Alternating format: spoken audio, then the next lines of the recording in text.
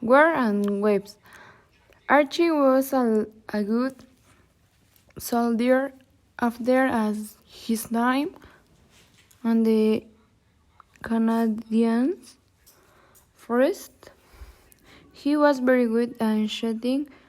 He could shoot quickly, fire fireballs, and watch for enemies. One soldier remembers thinking that Archie was Indian or half Indian.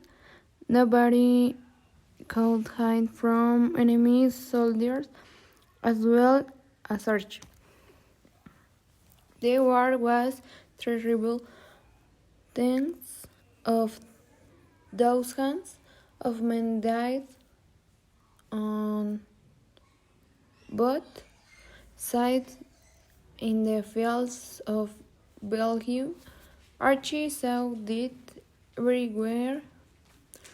One night he put his coat on a tree. In the morning he saw that it was not a tree, it was the arm of a dead soldier. In January 1916, Archie was shot in the hand. He went to a hospital for a few weeks to get better, but he was soon hurt again. This time he was shot in the foot. He lost a toe and part of his foot. Archie's war ended. He was sent back to England.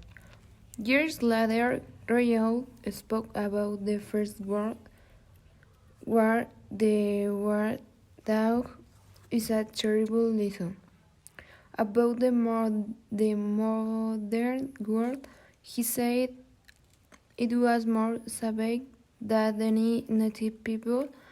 Maybe he did believe this when he was older, but immediately after the war, Archie seemed to want the modern world again.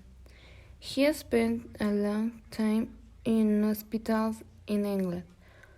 He even stayed in a hospital in his home to Hastings. His aunts visited him, but Archie was very lonely. His aunts had an idea. He should call his old school friend, Ivy Holmes. Archie was an unusual man, but Ivy's life was different. She was 26 and she worked as a dancer. Before the war, she traveled around Europe. Archie seemed very exciting to her. She loved the stories that he told.